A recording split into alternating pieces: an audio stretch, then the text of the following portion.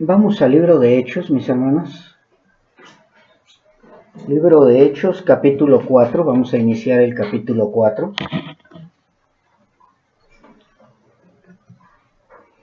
Hemos estado hablando mucho acerca de lo primero, de acuerdo a la iglesia primitiva. Pero también hemos conocido a través de las escrituras que siempre hay una primera vez de algo. No sé si recuerdan que cuando Moisés fue enviado al pueblo de Israel y a Faraón, en la escritura dice que no conocían el nombre de Jehová, no conocían el nombre de Dios, y mismo Moisés le dijo, ¿y yo en nombre de quién o quién les digo que me envía? Y les dice el Señor, diles que yo soy el que soy. Y fue en nombre del yo soy, ¿sí? Y así poco a poco vamos viendo, incluso antes también dice, y no conocían el nombre de Jehová, cuando todavía no se había revelado a ellos como el Dios de Israel o Jehová de los ejércitos. Y vamos a ir viendo, y vamos viendo en las escrituras cómo siempre hay una primera vez de algo. Y en el libro de Hechos también hemos estado viendo que por primera vez se derramó el Espíritu Santo de Dios, que por primera vez reconocieron la grandeza de Jesucristo nuestro Señor, y hubo así muchas cosas que por primera vez el milagro del cojo de nacimiento, el primer milagro, y hoy vamos a hablar de algo que también fue por primera vez, y la escritura, el estudio se llama Sin temor alguno. Estamos en el estudio número 20 y dice el versículo del 1 al 10 del capítulo 4 de Hechos. Hablando ellos al pueblo, vinieron sobre ellos los sacerdotes con el jefe de la guardia del templo y los saduceos, resentidos de que enseñasen al pueblo y anunciasen en Jesús la resurrección de entre los muertos. Y les echaron mano y los pusieron en la cárcel hasta el día siguiente porque era ya tarde. Pero muchos de los que habían oído la palabra creyeron, y el número de los varones era como 5,000. Aconteció al día siguiente que se reunieron en Jerusalén los gobernantes, los ancianos y los escribas, y el sumo sacerdote Anás, y Caifás, y Juan, y Alejandro, y todos los que eran de la familia de los sumos sacerdotes. Y poniéndoles en medio les preguntaron, ¿con qué potestad o en qué nombre habéis hecho vosotros esto? Entonces Pedro, lleno del Espíritu Santo, les dijo, gobernantes del pueblo y ancianos de Israel, puesto que hoy se nos interroga acerca del beneficio hecho a un hombre enfermo, de qué manera éste haya sido sanado, sea notorio a todos vosotros y a todo el pueblo de Israel, que en el nombre de Jesús de Nazaret, a quien vosotros crucificasteis, y a quien Dios resucitó de los muertos, por él este hombre está en vuestra presencia sano.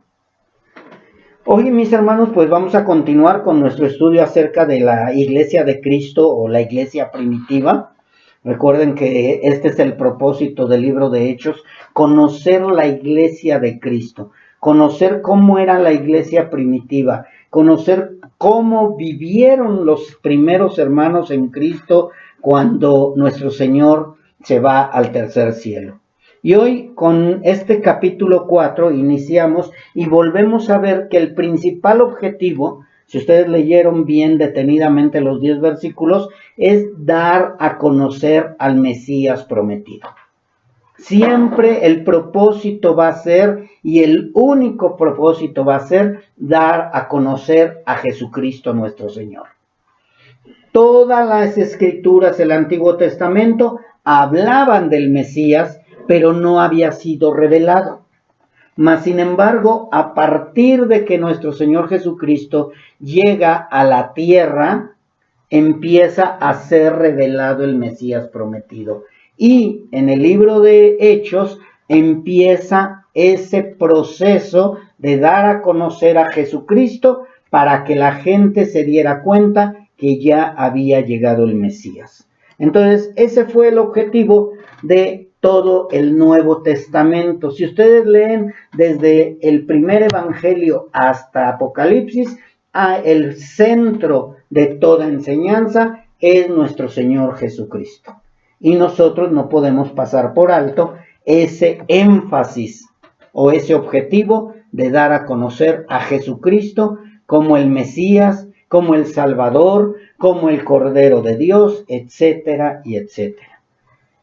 Y también, como vimos en los estudios anteriores acerca del primer derramamiento del Espíritu Santo, el primer hablar en lenguas a una multitud tan grande que se sorprendían, también vimos el primer milagro. Hoy vamos a ver la primera persecución de la iglesia.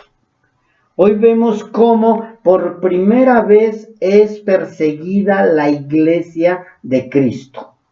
Vemos el poder del Espíritu Santo también al mostrar a unos discípulos, que son Juan y Pedro, los primeros discípulos que fueron perseguidos por primera vez sin temor alguno. Si ustedes se recuerdan un poco, en el tiempo de nuestro Señor Jesucristo y en la antigüedad hubo persecuciones, pero aquí la primera persecución que vemos es por causa de llamarse iglesia, por causa de llamarse cristianos. La primera persecución a la iglesia primitiva, la primera persecución a la iglesia de Cristo, la primera persecución a los discípulos de Cristo. Y vemos a un Pedro y a un Juan sin temor alguno para defender lo que ellos habían constatado con su vida, con sus ojos, con todo ese tiempo que estuvieron con nuestro Señor Jesucristo.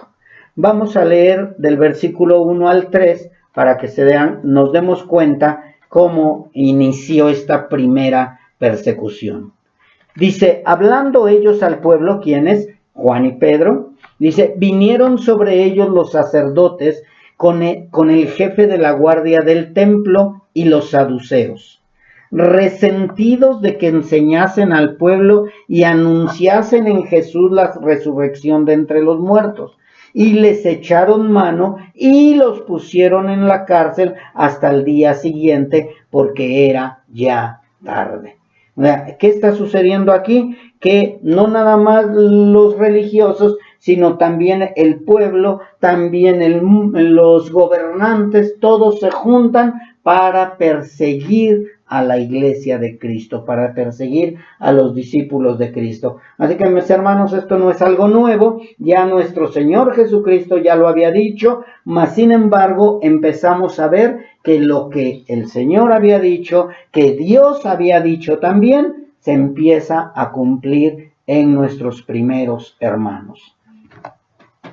Pero sí también lo que quiero es que no se confunda, porque a lo mejor ustedes van a decir, bueno, pero ya desde antes había persecución. Sí, mis hermanos, pero no era como iglesia de Cristo, ¿sí? Hubo persecuciones en contra de aquellos que hablaban de Dios, tal como Noé o Lot, entre otros más. A ellos también los persiguieron, de ellos también se burlaron, pero ellos no eran conocidos como iglesia de Cristo. Aunque eran perseguidos por causa del nombre de Dios o por causa de lo que hacían en el nombre de Dios, no eran perseguidos por llamarse iglesia de Cristo, ni eran perseguidos por dar a conocer el nombre de Cristo. También hubo israelitas que eran perseguidos por diferentes pueblos por ser llamados hijos de Dios. Yo no sé si ustedes recuerden, en el Antiguo Testamento, los enemigos del pueblo de Dios estaban los moabitas, los amalecitas, los filisteos y todos aquellos que andaban en contra del pueblo de Israel. ¿Quiénes eran los que estaban en contra del pueblo de Israel? Toda la humanidad en general, porque el pueblo de Israel era uno solo y era el que empezó a dar a conocer el nombre de Dios y a obedecer, entre comillas, porque no lo obedecían en su totalidad. Tampoco quiero que confundamos las persecuciones contra los profetas de Dios, ¿sí?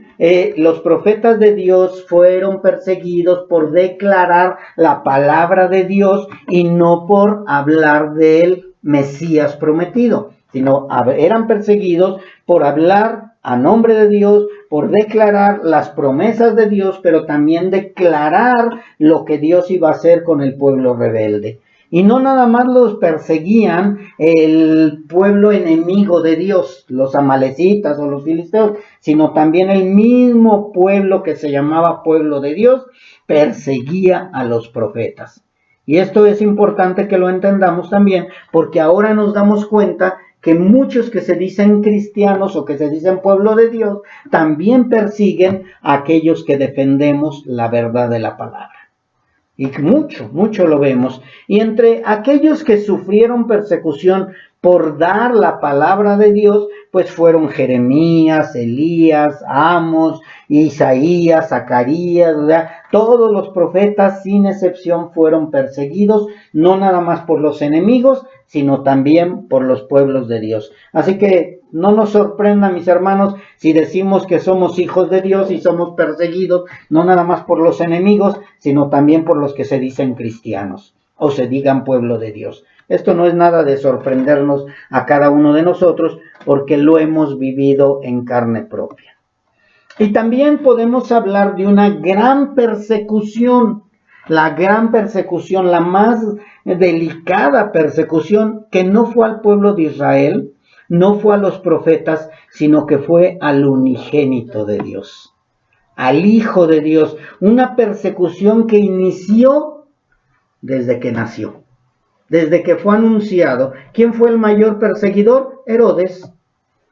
Mandó a llamar a los magos, mandó a llamar a sus sabios. Oigan, ¿dónde dice que va a nacer el Mesías prometido? No, pues que va a ser en Belén. Y empezaron a que Herodes empezó a querer acabar con el Mesías prometido. Una persecución también grande, mas sin embargo nunca pudieron terminar con nuestro Señor Jesucristo. Y esto nos da algo de aliento, saber que tampoco van a poder terminar con nosotros.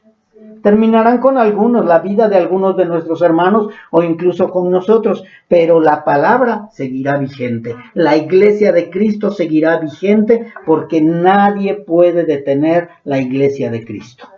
Nadie. Esa es la promesa que nuestro Señor Jesucristo nos dejó, de que la iglesia prevalecerá.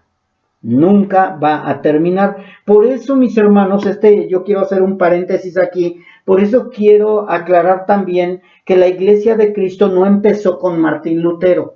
La iglesia de Cristo no empezó con los reformadores. La iglesia de Cristo no despertó. ¿Sí? La iglesia de Cristo siempre existió.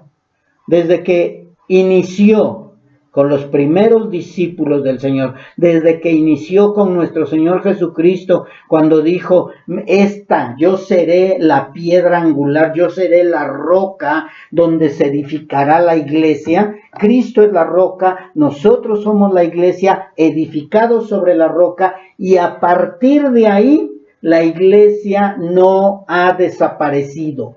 La iglesia sigue de pie, la iglesia sigue despierta, la iglesia sigue firme, la iglesia se sigue proclamando. Que muchos se fueron engañados por Constantino y esa nueva religión, sí, pero no quiere decir que la iglesia de Cristo desapareció. La iglesia de Cristo siempre estuvo, y los reformadores sí ayudaron, pero no fueron los que despertaron la iglesia de Cristo. La iglesia de Cristo ya permanecía y siempre ha permanecido. Eso es importante entenderlo, porque mucha gente le da más énfasis a los reformadores que a lo que hicieron nuestros hermanos, que vivieron en catacumbas, que vivieron persecución y que siguieron defendiendo la iglesia hasta el último momento. ¿Que se unieron después con los reformadores algunos? Claro que sí. Pero si nosotros conocemos la historia de la reforma no era que querían llegar a la iglesia de Cristo, sino que querían reformar la iglesia católica, o protestaban en contra de la iglesia católica. Nosotros no somos protestantes, nosotros somos proclamadores de la iglesia de Cristo. No protestamos en contra de ninguna otra religión, sino proclamamos la verdad a través de la palabra. Así que, mis hermanos, esa primera persecución la vemos como el inicio de que la iglesia de Cristo siempre va a ser perseguida. Siempre, siempre, hasta el último momento. Y si el Señor Jesucristo, nuestro Señor Jesucristo lo dijo, pues nosotros lo creemos. Esta primera persecución de los que iniciaron predicando a Jesucristo fue porque lo predicaban como el Mesías escogido por Dios para la reconciliación y el perdón de todos nuestros pecados. Esa es una gran diferencia, mis hermanos, de otras denominaciones que predican a un Jesucristo que te va a cambiar la vida, un Jesucristo que te va a dar dinero, un Jesucristo que te va a reunir a la familia, un Jesucristo que han inventado mucha gente. No, el principal objetivo de proclamar a Jesucristo nuestro Señor es como el único reconciliador entre Dios y la humanidad, y también el único que tiene el poder para perdonar los pecados. Porque si no fuera por Cristo Jesús, nunca podríamos ser perdonados de nuestros pecados. Dios, a través de su Hijo, nos puede otorgar el perdón. ¿Por qué? Porque Jesucristo nuestro Señor fue el que pagó por todos nuestros pecados en la cruz. Entonces, si no son esos principales objetivos en una predicación, nuestra predicación está envuelta en ideas o ideologías humanas. Y la primera persecución de los que iniciaron predicando a Jesucristo fue porque hablábamos de salvación, hablaban de perdón de pecados y también decían que era el profeta que Dios había dicho a través de Moisés. Eso era lo que les molestaba y les enojaba, porque decían, ¿cómo este hombre tan humilde de Nazaret, y véanlo cómo entró, cómo salió, cómo vivió, cómo fue, cómo es posible que sea el profeta de Dios?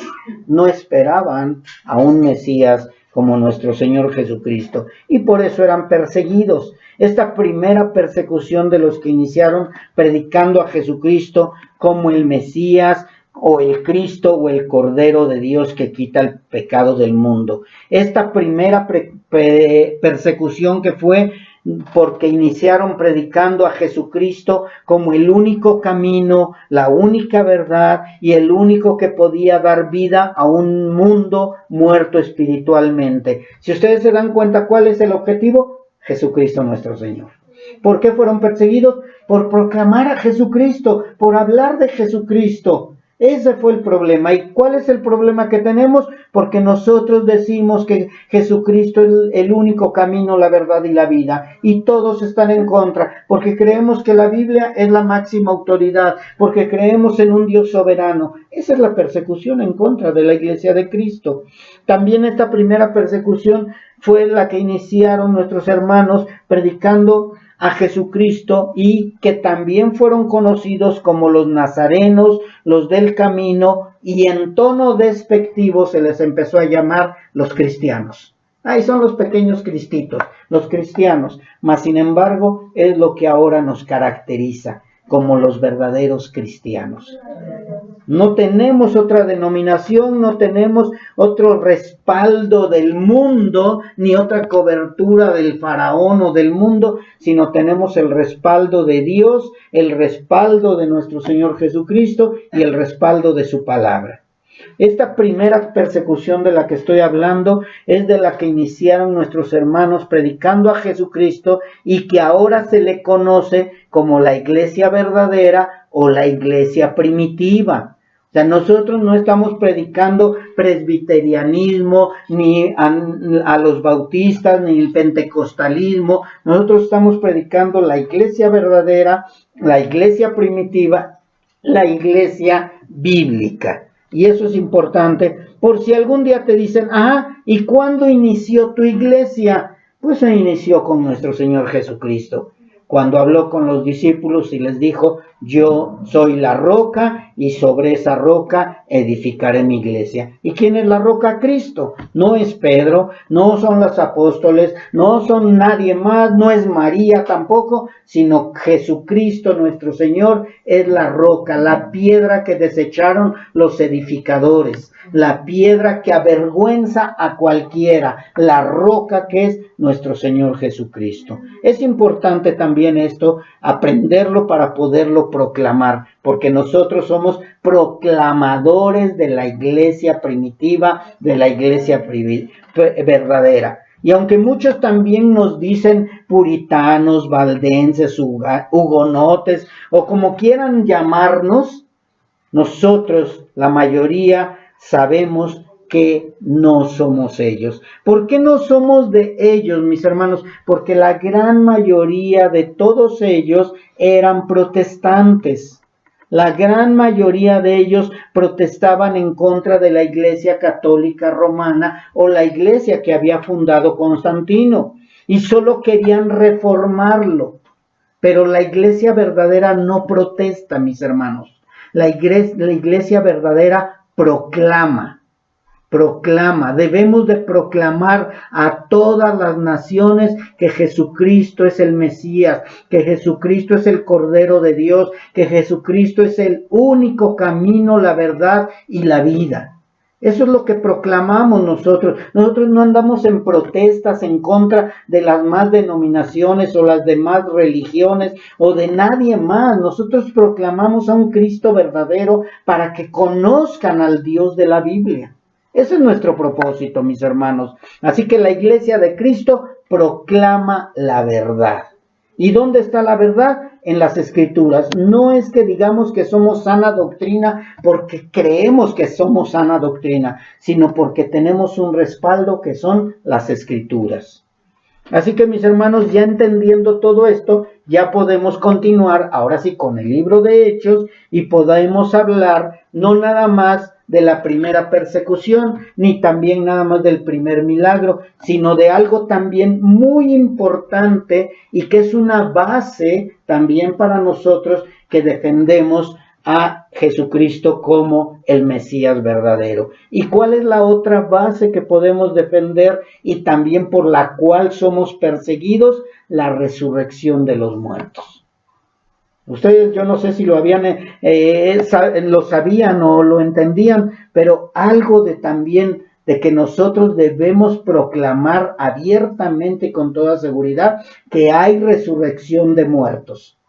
En el libro de Romanos, si no mal recuerdo, no recuerdo ahorita, dice, si nosotros nada más predicáramos a Jesucristo crucificado, seríamos dignos de misericordia y de compasión. Pero no proclamamos nada más a Cristo crucificado, sino predicamos a un Cristo resucitado. Y esa es la gran diferencia. Todos los profetas, todos los que han hablado en nombre de Dios, todos los que han levantado o querido levantar alguna nueva secta, todos sus guías están muertos. Todos están en una tumba. Todos se quedaron ahí. No volvieron a resucitar o no volvieron a resurgir o no salieron de la tumba. Y el único que ha resucitado de los muertos es nuestro Señor Jesucristo. Así que es una base importantísima dentro del cristianismo. Nuestro Jesucristo, nuestro Cristo, nuestro Mesías es el único que ha vencido a la muerte. El único a donde no lo puedes encontrar en la tumba.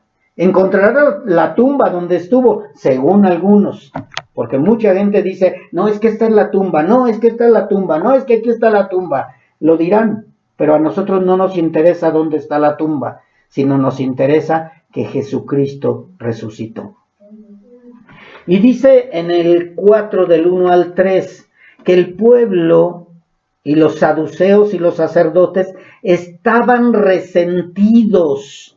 En el versículo 2, si gustan leer ahí de Hechos 4, dice, resentidos de que enseñasen al pueblo y anunciasen en Jesús, ¿qué? La resurrección de entre los muertos. Eso era lo que no les agradaba, aparte de decir que el Mesías que Jesucristo era el Mesías.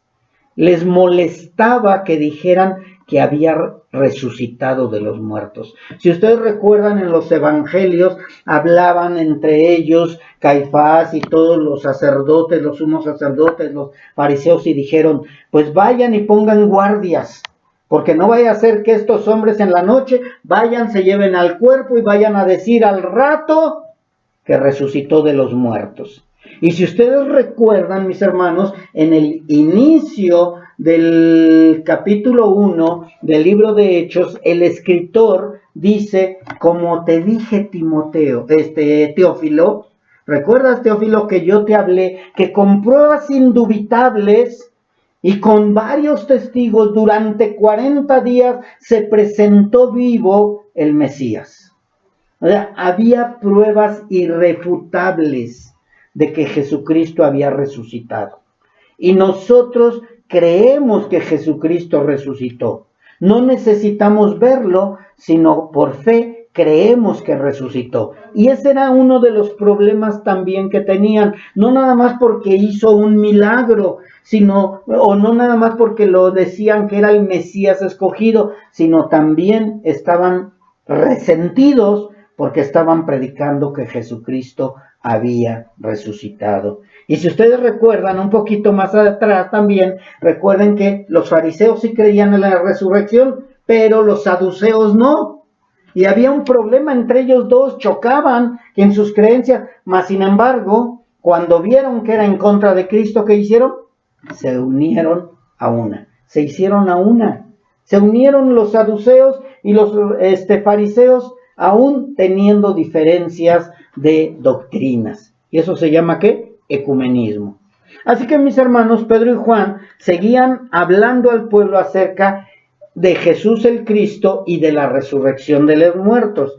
Y si nos damos cuenta, mis hermanos, todos también se hicieron a una para tratar de impedir que se siguiera propagando lo que era imposible de callar. Era imposible callar que Jesucristo había resucitado, era imposible callar que Jesucristo era el Mesías prometido, y era imposible apagar la iglesia de Cristo. Si ustedes recuerdan, más adelante lo vamos a leer, donde dijeron, ya déjenlos en paz. Si es de hombres, se va a acabar pronto, pero si es de Dios, no vaya a ser que estemos peleando en contra de Dios. Y tristemente esa historia se sigue repitiendo con nosotros los verdaderos cristianos. Muchos siguen queriendo acallarnos, mucha gente quiere seguir apagándonos, mas sin embargo no han entendido que contra quien contienden no es contra nosotros, sino es contra Dios. Si no es de Dios, esto se va a acabar, pero si es de Dios, pues vamos a seguir proclamando las verdades del Señor. Así que, mis hermanos, ellos se hicieron a una para tratar de impedir que se siguiera propagando lo que era imposible de callar. Aun cuando estuvo Jesús en la tierra, ellos quisieron callar a nuestro Señor Jesucristo, creyeron que clavándolo en la cruz iban a terminar con eso, mas sin embargo el Señor mostró que Él tenía el poder para tomar su vida nuevamente y resucitar. Así que si leemos, vemos que los sacerdotes principales, los saduceos, los escribas, los fariseos y mucho más se unieron, pero nada pudo ni ha podido callar lo que es la verdad. Y cuando hablamos de la resurrección, yo quiero que abundemos un poquito de esta manera. Nosotros, los verdaderos cristianos, los hijos de Dios, creemos que los cuerpos fallecidos, esto es la resurrección de los muertos, creemos que los cuerpos fallecidos de todos los cristianos verdaderos seremos levantados para ser revestidos y resucitados a una nueva vida en el reino celestial por toda la eternidad.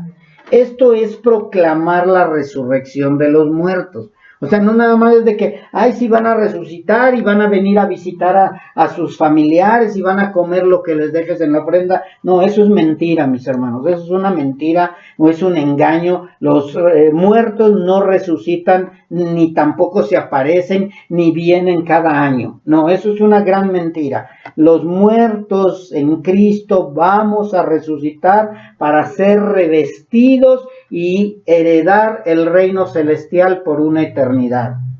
También hablamos o creemos, proclamamos, enseñamos que la resurrección de nuestro Señor Jesucristo fue la victoria sobre la muerte.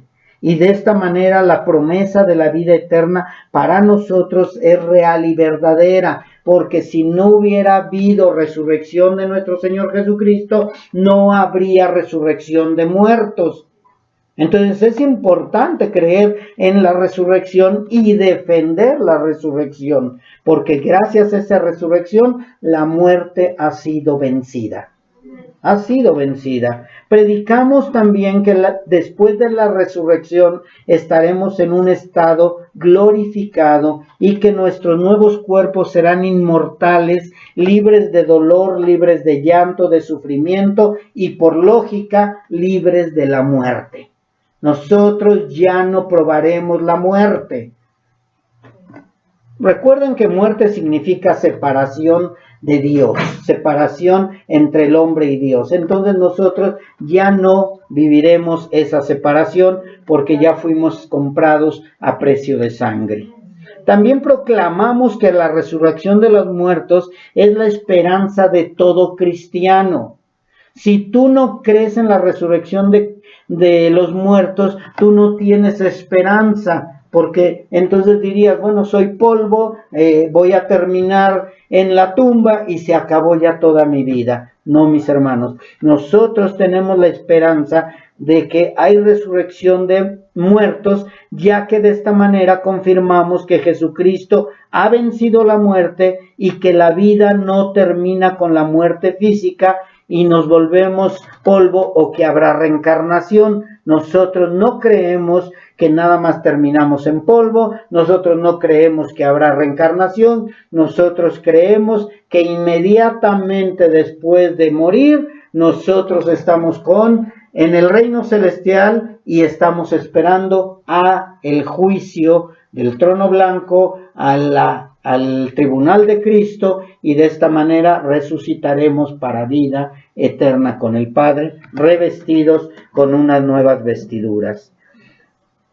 Todo esto la palabra nos enseña, entonces, que unos resucitaremos también para vida eterna con el Padre, y los que no quisieron nada con Cristo serán resucitados para vergüenza y condenación eterna, que eso se le llama la muerte segunda.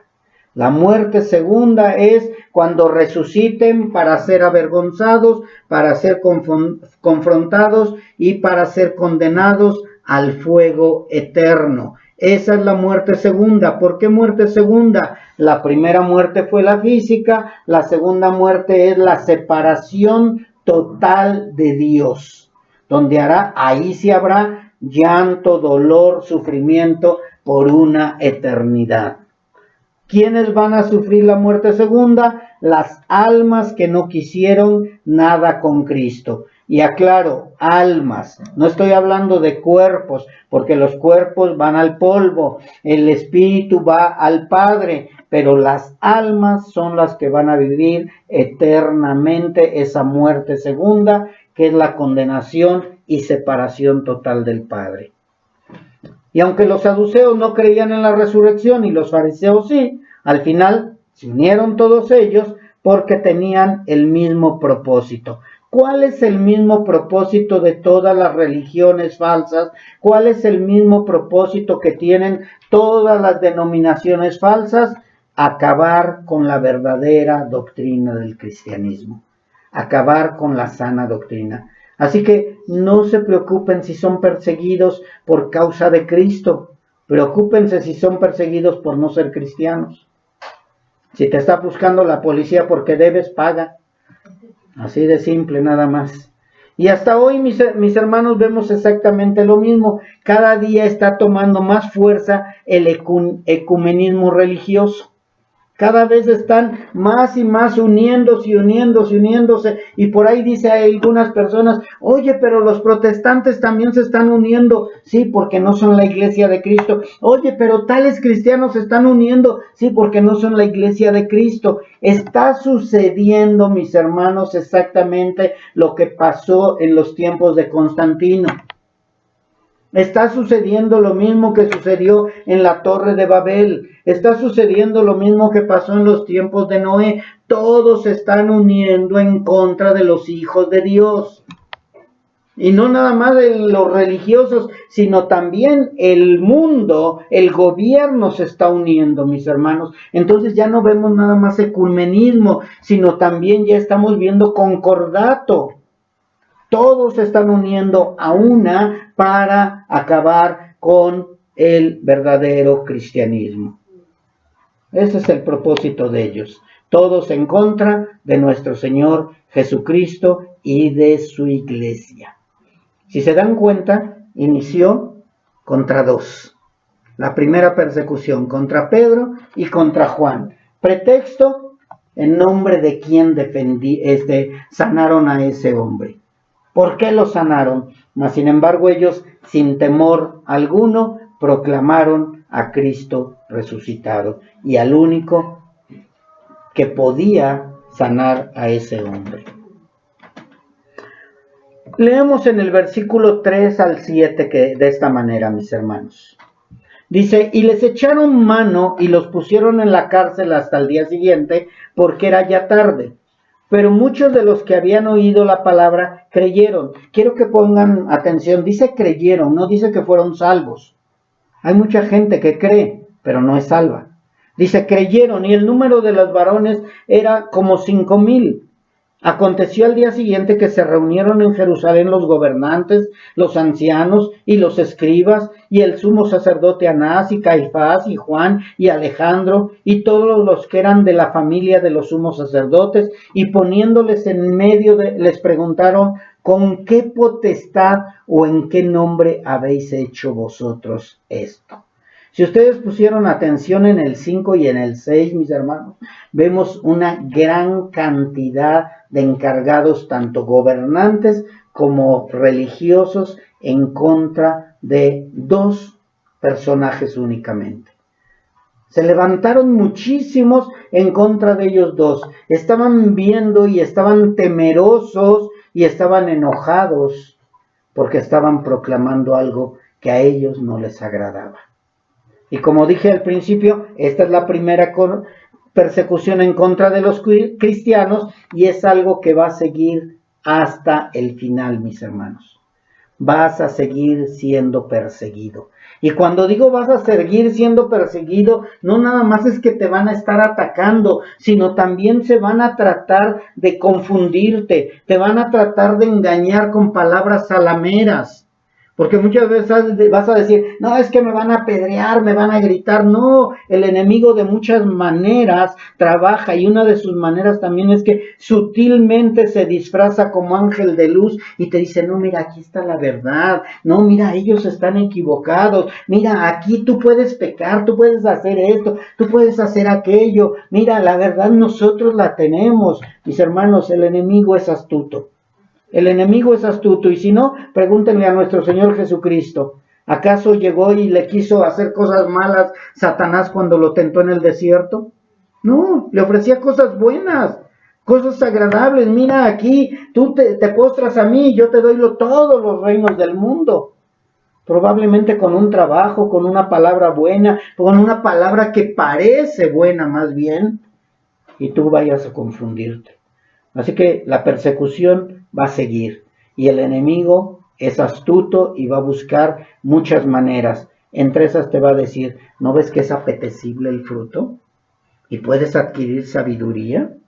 Así que va a seguir y se seguirán uniendo todos los religiosos y aún los no religiosos para hacerte caer. Con el único propósito, tratar de callar lo que es evidente.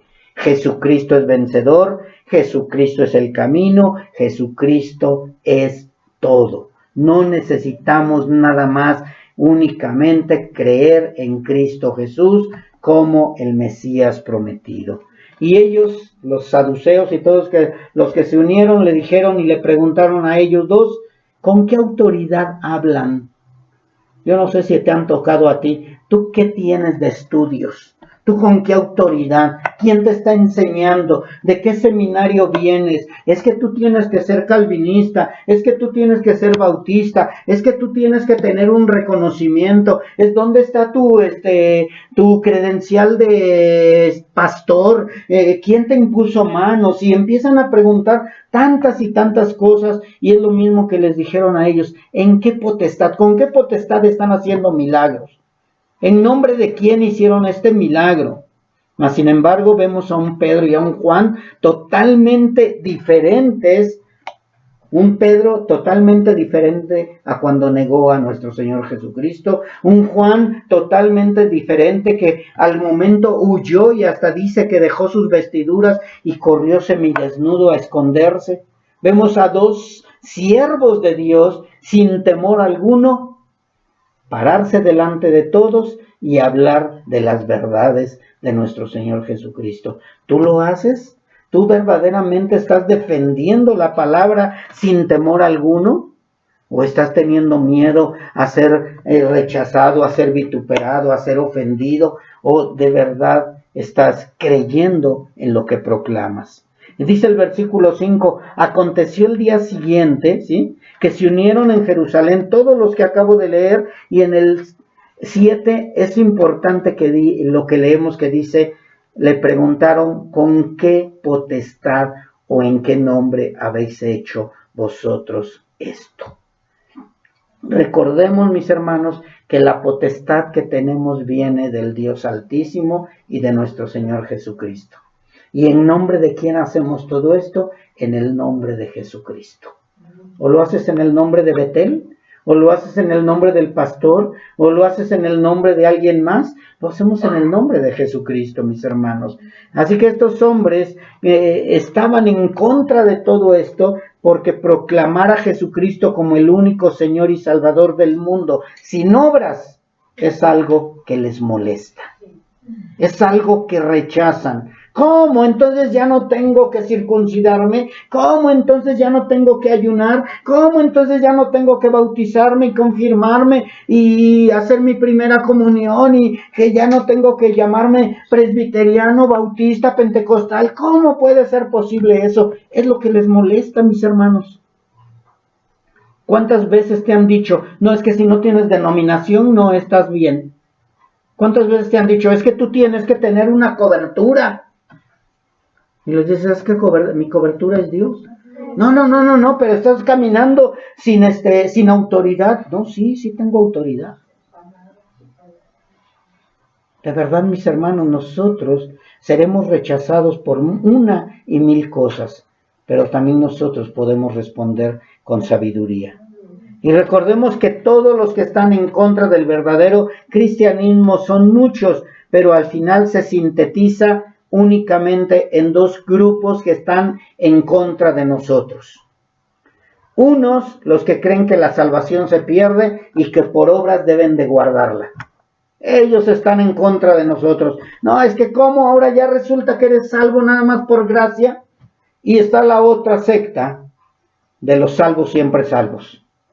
Ellos dicen, no, estás loco, no, si yo ya soy salvo, yo ya puedo hacer lo que quiera, no, debes de caminar en santidad. No, yo no te quiero así, yo no te recibo así, yo no te entiendo así, yo no te escucho así, yo creo que mi salvación no la voy a perder y yo puedo hacer lo que quiera. Esos dos grandes enemigos que tenemos son los que pueden hacerte tropezar si tú no tienes cuidado o si tú no estás seguro de que tú eres salvo verdaderamente.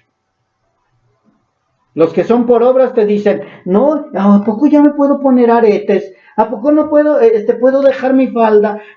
Y le dices, sí, tienes que vestirte con modestia. Entonces tienes que vestir con modestia como verdaderamente un hija de Dios, un hijo de Dios. Y el otro dice, no, yo ya soy salvo y yo ya puedo vivir y vestir como yo quiera. Puedo tomar una cervecita, puedo tomar un vinito, pues al fin, ¿quién me lo prohíbe? Tengamos cuidado, mis hermanos, porque esas dos grandes sectas son las que dañan el verdadero cristianismo. Nosotros tenemos que tener mucho cuidado, porque al final todas esas sectas se hacen a una para pelear en contra del verdadero cristianismo. Así que espero que ya hayan notado que los que encabezaron la persecución fueron las autoridades religiosas y hoy es lo mismo. Todas las religiones o denominaciones se han vuelto en contra de nosotros y en contra del Dios de la Biblia y de su Hijo Jesucristo. Y por eso es que nos rechazan. Tú hablas con alguien y le dices, no, es que yo creo en el Dios de la Biblia. Yo también. Y cuando empiezas a hablar del verdadero Dios de la Biblia, te rechazan. Y cuando les dices, háblame bíblicamente de lo que estoy mal, no tienen argumentos. No hay argumentos. ¿Por qué? Porque no conocen al Dios de la Biblia. Así que, mis hermanos, ellos son los enemigos de Cristo, mas sin embargo, no por eso Dios los ha desechado totalmente, ya que aún los más acérrimos perseguidores de la iglesia primitiva cayeron rendidos al llamado de Cristo. Conocemos a un Saulo de Tarso. Era acérrimo enemigo de la iglesia de Cristo. Era perseguidor de la iglesia de Cristo. No amaba a la iglesia de Cristo. Había oído hablar del Mesías. Había oído hablar de los cristianos, mas sin embargo estaba en contra de los cristianos. Así que Dios tiene el poder para convertir aún al más grande enemigo de nosotros en uno de nosotros. Sigamos extendiendo nuestras oraciones a ellos y Dios un día, si Él decide, extenderá su misericordia. Creo que esto, mis hermanos, ha quedado bien claro. Vamos a seguir siendo perseguidos, vamos a seguir siendo atacados, vamos a seguir siendo pocos, porque el rebaño de Dios es pocos. Y cuando digo pocos, no son 1, 2, 3, yo no sé. Pocos pueden ser 1000, pueden ser 100, pueden ser 500, pueden ser 30, pueden ser 40. Eso le llamamos pocos. Pero a comparación de toda la humanidad, somos pocos. De toda la humanidad somos pocos. Simplemente veamos en nuestra familia. ¿Cuántos de nuestra familia son verdaderamente cristianos? Y lo más seguro es que somos 1, o 2, o 3 máximo, o 10 a lo mejor, y eso ya es mucho. Así que, mis hermanos, sin temor alguno, ellos predicaron la verdad de la palabra. Y sin temor alguno, nosotros debemos y seguiremos predicando la verdad de la palabra, defendiendo la verdad de la palabra, seguir hablando de la palabra. No importa que nos quedemos solos, no importa que nos quedemos como Pedro o como Jeremías, que nadie se convirtió a sus predicaciones, pero lo más importante, sin temor alguno, seguir predicando la verdad, defendiendo la verdad, proclamando la verdad. Porque creemos en un Dios verdadero y en un Dios que nos salvó con ese único propósito, proclamar su verdad mientras estemos en esta tierra y después gozarnos con el Señor. Sin temor alguno, ellos defendieron su fe y nosotros, sin temor alguno, también debemos defender nuestra fe como ellos lo hicieron y como muchos de nuestros hermanos la siguieron defendiendo hasta el último minuto, ya sea por persecución, por muerte, por asesinato o por muerte natural. Pero ellos siguieron defendiendo la fe, la cual nosotros hemos creído. Defendemos nuestra fe sin importar absolutamente nada, mis hermanos. Yo no sé si tú la estás defendiendo, espero que sí. Y no nada más la debes de defender con tu boca, sino con tus hechos.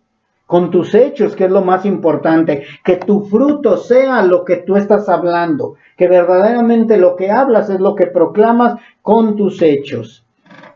Ellos, nuestros hermanos Pedro y Juan y todos los demás, sin temor alguno, se enfrentaron a todos los religiosos y gobernantes para hablar del Señor Jesucristo, y nosotros sin temor alguno debemos hacer lo mismo. Que nos llaman los religiosos, proclamamos y defendemos la verdad. Que nos llama el gobierno, defendemos nuestra verdad. Por eso, mis hermanos, también vamos a ser rechazados. Oye, ¿y tú por qué no defiendes a tu pueblo?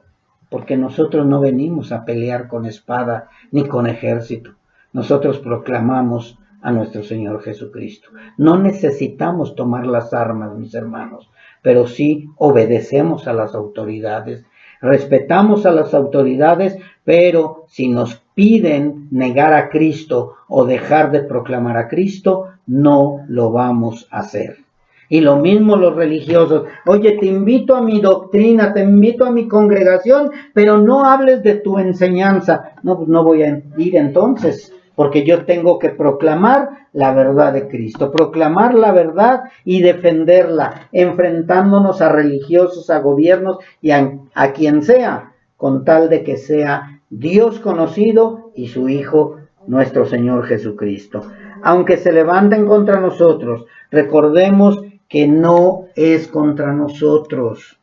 Muchas veces decimos, es que me atacan, es que no me quieren, es que porque soy cristiano ya no me hablan, es que porque soy cristiano ya me rechazan, es que porque... No te están rechazando a ti, no te están odiando a ti, no te están despreciando a ti, están despreciando a Dios, porque nosotros somos representantes de Dios. Yo no sé si has visto en las noticias cómo llegan a embajadas vamos a suponer ahorita que está el conflicto de Israel y llegan a la embajada de Israel a atacar a la embajada de Israel. ¿Por qué atacan a la embajada de Israel si está el conflicto en Israel? Porque son representantes de Israel. Espero ya haya quedado claro eso. O sea, van y atacan la embajada de Israel porque son los representantes de Israel en la tierra donde están. Vamos a hablar de Estados Unidos. Atacan la embajada de Israel, los de Estados Unidos, porque ahí están representando a Israel. A nosotros nos atacan, ¿por qué? Porque estamos representando al Dios verdadero, porque estamos representando a Jesucristo nuestro Señor, porque estamos proclamando la verdad. Por eso nos atacan, pero en sí el ataque no es directo a nosotros, sino el ataque directo es a nuestro Dios y a su Hijo Jesucristo. Por eso es que si son enemigos de Dios, van a ser enemigos de nosotros. Si son enemigos de Dios, se constituyen enemigos. Si son enemigos de nosotros, se constituyen enemigos de Dios.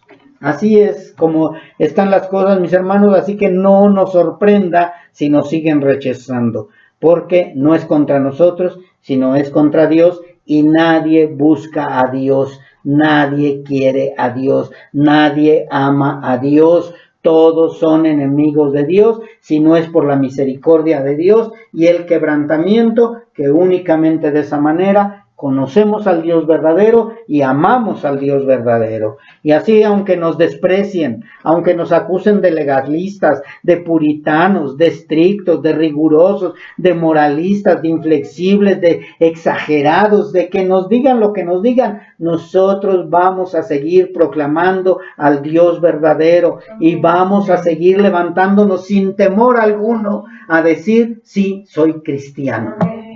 Sí, soy hijo de Dios. Y sí proclamo la resurrección de los muertos. Y sí proclamo que únicamente a través de Jesucristo hay salvación y vida eterna. Y que ninguna religión, ninguna denominación puede hacer salvos a nadie. Eso es lo que proclamamos, mis hermanos. Y sin temor alguno lo debemos de hacer. Y lo debemos de seguir haciendo hasta el último momento de nuestra vida. ¿Y por qué es importante esto? Porque tenemos que recordar que servimos a un Dios vivo, a un Dios que escudriña todo nuestro corazón, todos nuestros pensamientos, y a Él le servimos. Si no, no somos siervos de Dios. Si no lo estamos haciendo, no somos servidores de Dios. Está primero el servir a Dios que a los hombres. Y cuando dice servir a Dios primero antes que a los hombres, es también servir primero a Dios antes que tus deseos personales. Ay, es que yo quiero esto, pero es híjole, eso es malo. Bueno, pues no importa, poquito lo voy a hacer. No, mis hermanos. Yo tengo que acabar con mis deseos personales porque primero tengo que obedecer los deseos de mi Dios. ¿Qué es lo que le agrada a mi Dios? Esto, y yo lo quiero hacer. ¿Qué es lo que me agrada a mi carne? Esto, pero a Dios no le agrada, lo dejo de hacer también, porque primero tengo que obedecer a Dios antes que a mí mismo, antes que a los hombres. Está por encima de mis deseos personales. Porque dice Dios que ve de lejos al soberbio, al egoísta, al que está buscando para sí mismo los beneficios. Debemos de desechar lo que a Dios no le agrada de nosotros también. Servimos a un Dios vivo, que también debemos recordar que Él pelea nuestras batallas. Así que dejemos todo. Están en contra de nosotros. Señor, aquí están mis enemigos. Te entrego a mis enemigos. Yo voy a seguir proclamando tu verdad porque yo sé que tú te vas a encargar de ellos. Yo sé que tú les pisarás la cabeza o los quebrantarás, mi Señor. Ellos van a pagar las consecuencias. Yo oro por ellos y, Señor, tú encárgate de todos mis enemigos porque tú peleas nuestras batallas. Él nos respalda, Él nos guarda y por lo cual seguiremos firmes sin temor alguno, predicando su verdad, peleando esta batalla, mis hermanos, no con espada, no con ejército, sino con su Santo Espíritu. Nosotros nos vamos a dedicar a que Dios siga habitando plenamente en nosotros, que su Espíritu Santo se derrame en nosotros, que nosotros seamos esa habitación donde la gente puede llegar y encontrar al Dios verdadero. Que cuando te pregunten, oye, ¿quién eres? Soy un proclamador de la verdad, un siervo de Jesucristo, y que sin temor alguno hablemos de las verdades de Él. Mis hermanos, purifiquémonos, limpiémonos, caminemos en santidad, caminemos como verdaderamente dignos hijos de Dios. Dejemos a un lado nuestros deseos personales, nuestra soberbia, no nos dejemos envolver por las palabras salameras del enemigo. A lo mejor va a llegar tu amigo, tu amiga, tu vecino, tu vecina, tu papá, tu mamá, tu hijo, tu hija, y te va a tratar de hablar de una manera diferente con tal de que voltees la vista hacia otro lado. Mis hermanos, eso es perder una batalla. Tenemos que seguir peleando batallas sin temor alguno. Hagamos una habitación digna de nuestro Dios Todopoderoso y de su Señor, de nuestro Señor Jesucristo y de su Espíritu Santo. Que seamos dignos representantes en este mundo corrompido, en este mundo perdido. Se los pido, mis hermanos, de verdad, no tengan temor de aquel que puede matar el cuerpo, pero el alma no la puede matar. Mejor temamos en ese Dios que sí puede terminar con nuestra alma y mandarla al infierno. Si somos sus hijos, ya estamos ahora sí que con Él por toda una eternidad. Vamos a orar.